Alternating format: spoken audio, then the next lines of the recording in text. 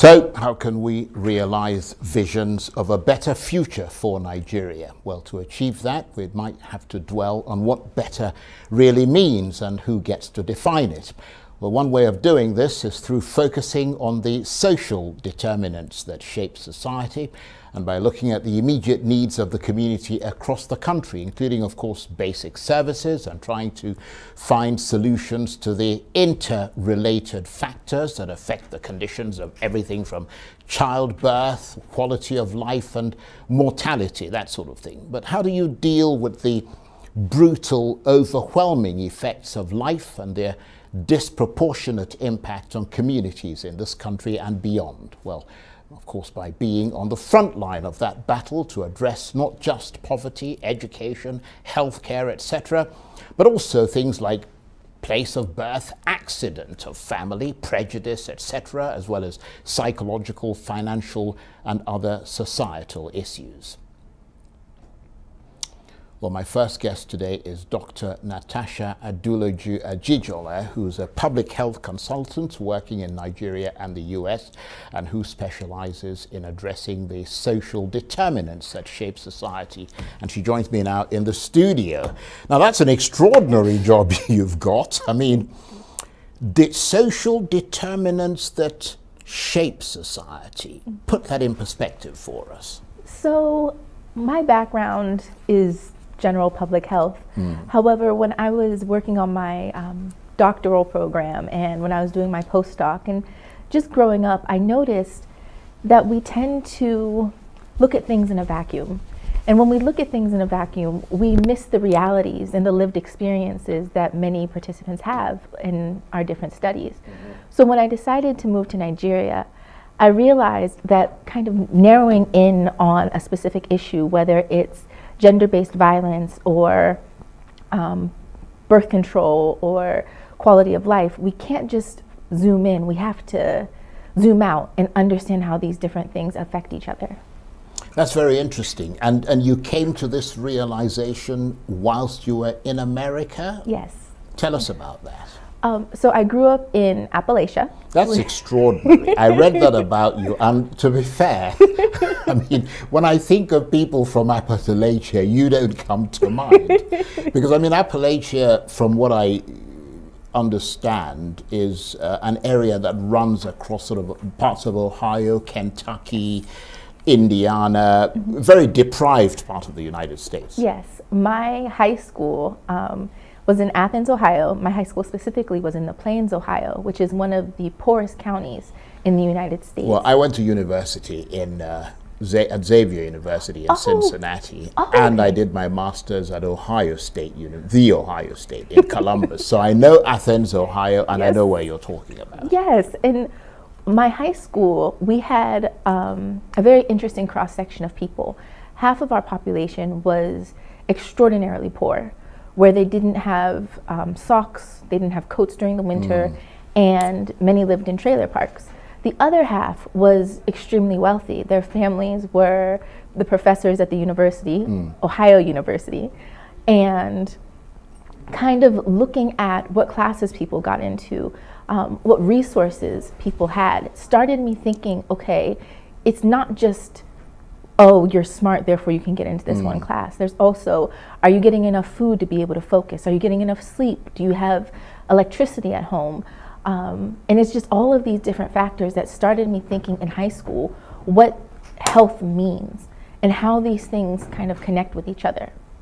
That's absolutely fascinating. I mean, because those are the little things that then shape up to impact on the bigger things. Exactly. I mean, who you then become as a result of all of that. And what opportunities you are afforded. And when I was in college at Ohio University, and I was able to be a tutor and I was able to be an RA, as I was meeting different students and understanding their backgrounds and seeing what opportunities they got, or even who was prepared for what classes. How did you do in your classes? Because we didn't all come to college with the same background experiences. Some went to schools that had extremely good and extremely rigorous programs, where others, they were the top of their class, but their class didn't really have much. So also, even though I wasn't aware of it at the time, started letting me think about class dynamics. And I've been visiting Nigeria and coming back and forth since I was 15. So I started noticing similarities between rural Ohio and parts of Nigeria. Later, when I moved to Alabama, I saw those same type of things that we talk about in parts of Nigeria where they don't have water, but in parts of Ohio and parts of Alabama, people didn't have running water either. And so I looked at a few different studies that showed that you often have more differences within a state than you do between countries because of class differences, which again came back to that social determinants of health. It just sounds absolutely fascinating, and I'm also very curious about why. I mean, the places you actually moved to. I mean, you moved from Appalachia to Alabama. I did. I mean, it's not the sort of thing. I mean, you're hugely qualified. I mean, you're very well read, very well educated. Thank you. I mean, what is it because of the type of sort of study that you did that made you move to those places? You wanted to learn more and obviously expand on the work you were doing? It was not just, I wanted to expand on what I'm doing, but it's also where the opportunities were. Right. And so when you look back at my life, it seems like everything was, it tells a wonderful story. But when you're in the middle of the story, you don't see you don't see those threads. I suppose when you look back in retrospect and you kind of put it in perspective. Exactly. But I remember when I was applying to doctoral programs, I was just applying to wherever I really liked their website and where had good programs. But my advisor got an email blast that Alabama had graduate assistantships open that they would pay for my education. And so before that, I hadn't thought about Alabama. But when I connected with the chair of the department, when I connected with their students, and later on when I went there, that was the best place for me. And I learned so much about the preconceived notions that I had about what Alabama was and what opportunities were there and what people were like and what rural areas were like, that challenged notions that I didn't even know that I had at that time. And later on when I moved to Kansas City, it was the same thing. And now that I've moved to Nigeria, I'm being confronted with all types of assumptions all but I the mean, time. How did you end up in Appalachia? I mean, you grew up there. I did. Right. So my stepfather is a professor and an avionics engineer. And so he works at Ohio University. And when him and my mother got married, we moved from Silver Spring, Maryland to Athens, Ohio. It was very rural. It was something I hadn't experienced or even thought I would experience. But I can say that was such an impactful experience, not just in terms of our family dynamic, but in terms of expanding my mind and my horizons. And I suppose it was that background that you had that moved you into sort of academics and things, and to really get as much of it as possible. Well, that, and my mother always let me know that education wasn't an option. So your mother was Nigerian, was she? Yes. I have 4 parents. That's a very Nigerian thing, isn't it? I have 4 parents and all 4 of them are Nigerian. Right. And I've always known that education isn't an option. I can do whatever I want to, but I knew I was going to graduate school, whether it was for engineering or getting a PhD or nursing. I was going to go to somebody's graduate school. So I chose public health opposed to nursing. My parents sat me down when I finished undergrad and they're like, look, you could become a nurse or you can go into public health. And I chose public health. And talking about social determinants, how much did the experience of being of Nigerian origin living in America influence you? I mean, there's so many other factors. There's race in America, which is a big issue, and all that sort of thing. Ethnicity. I don't know if I can say how that kind of shaped my perspective. I know that as a Nigerian American, it's kind of outside of this house you are Black American, inside this house you are Nigerian. And so you're an outsider with an inside view. And so kind of getting that understanding and the way that my perspective was shaped growing up, maybe that impacted it, but I don't know if I could really separate those things out, because I've always been a Nigerian American. Right. I've always been a child of multiple worlds, and as I get older, I appreciate that more, and I can see how powerful of a lens that is. I can just imagine the professors coming up with a list in class and seeing your name and trying to pronounce that. They'll be like, Natasha, Yeah, I know the drill. Stay with us, Yes. because we want to talk about how you then left all that and came back to Nigeria. You're watching the Arise interview. Plenty more still ahead as we continue our chat with Dr. Natasha Aduloju-Ajijola, a public health consultant working in Nigeria and the US. Stay with us.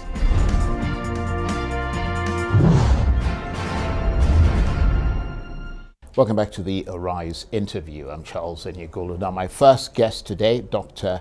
Natasha Aduloju-Ajijola, a public health consultant working in Nigeria and the US, has achieved all the marks that determine success in the West. She realized everything that symbolizes the so-called American dream, and especially she achieved all that at a considerably young age. But she left all of that to move back to Nigeria to help shape this country for the better and to understand it for herself. And even here in Nigeria, as in the US, many people have wondered why she chose to return and to give up what could have been and still could be a glittering career with all the trappings of American success.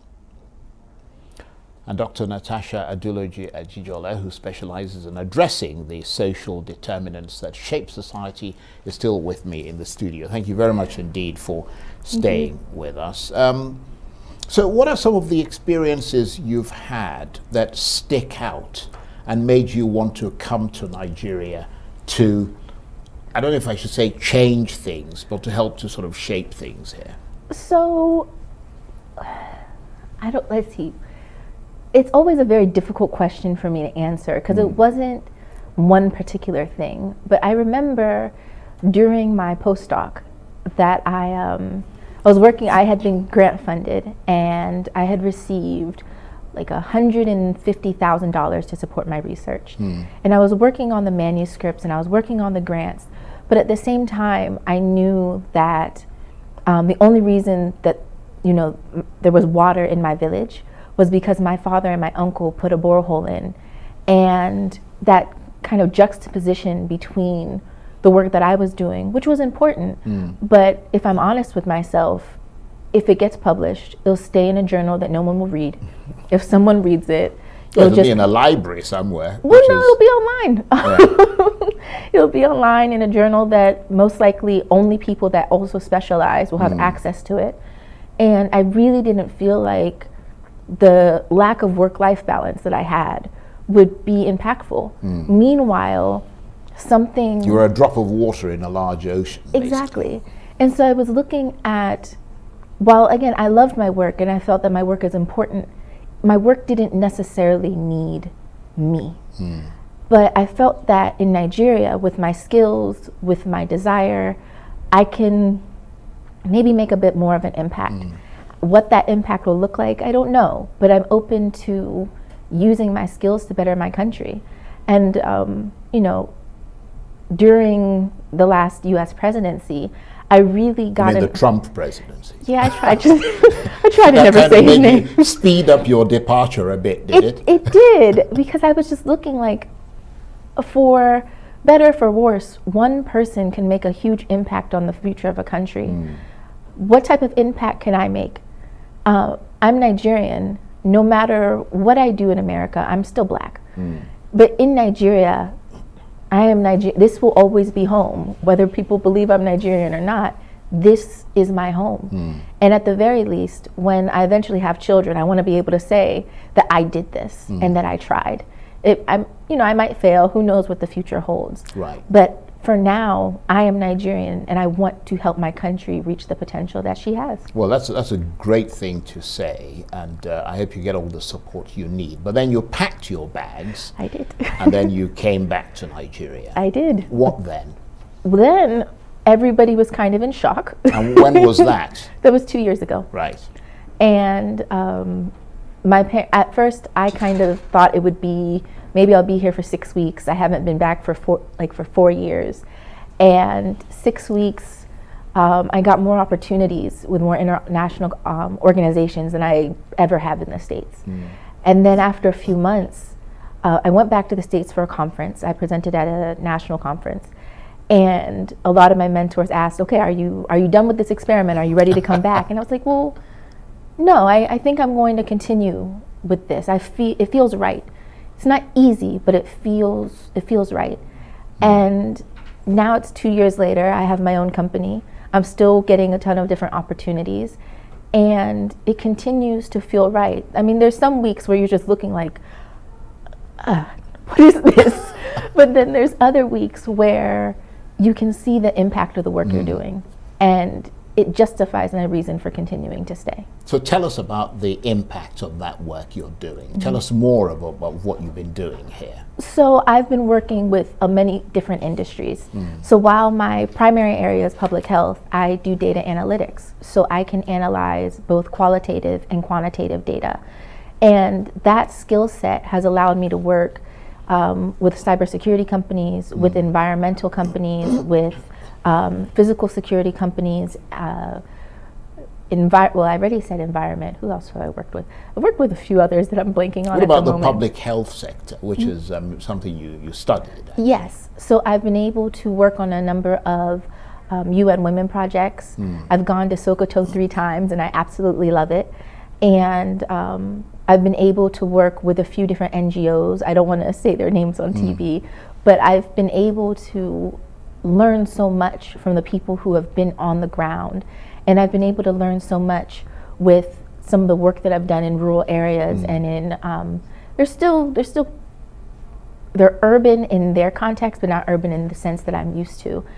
And working with different participants, with different beneficiaries on our different projects, it's solidified my knowledge that there's so much potential in Nigeria. It's like the floor, if you're on a dirt floor, you just move your foot across it a little bit and you see gold peeking out. And while, we don't necessarily have a lot of glass ceilings here, you just need to start building the walls. And sometimes, like with the Burj Khalifa, you see how tall the building could go, but you don't realize that the foundation goes down even further. And sometimes I believe that we have to start building that foundation, and we have to include as many people as possible in that foundation. And I'm really excited to be one of the people that's helping to build that. Well, that sounds incredibly profound, but I mean, profound in a positive way. I mean, but I'm trying to see whether or not all of that, which is clearly shaping you as an individual, is helping you to identify and work on those social determinants that drove you here in the first place to help shape and better the society. It is. So with the different companies I've been able to work with, I've been able to gather different types of data and make recommendations based on the triangulation of that data. So sometimes when I'm working on a project for gender-based violence and they're recommending, okay, we need more women to get online. It's like, okay, but based on the information we have from some of our cybersecurity work, we know that it's not enough to just tell somebody like, okay, get on the computer. We have to make sure that they understand that this can be a powerful tool, but at the same time, we need to create that cyber hygiene. We're able to, as we're creating programs where we're maybe giving beneficiaries money for COVID palliatives, understanding that sometimes with this money, it can also have an unintended side effect with gender-based violence. And so it's not just enough to give someone money, we also need to make sure we're sensitizing their community, especially depending on the cultural norms, some of the men in the community, so that way they're able to really help support the women that are there and leveraging on the people who are doing the work already. We don't need to rebuild the wheel. There are often people that have been doing work and with the loudspeaker. So you can build on that. Exactly. Okay. And empowering them. Right. Just before, we've got to less than 60 seconds before we have to end this fascinating chat. But you talked about people in America wondering why you were returning to Africa. Have you had people in Nigeria asking you the same thing? All the time. That's a question that every boat driver will ask me, every professional that I meet will ask me. They're always just like, why come here? Everybody's trying to leave. Why are you returning? And the obvious answer would be, why not? Exactly. The opportunities are here. Yeah. I want to thank you very much indeed for sharing your thoughts with us, Dr. Natasha Aduloju-Ajijola, who specializes in addressing the social determinants that shape society. She's a Nigerian American, but she prefers Nigeria. Thank you very much indeed. Thank you.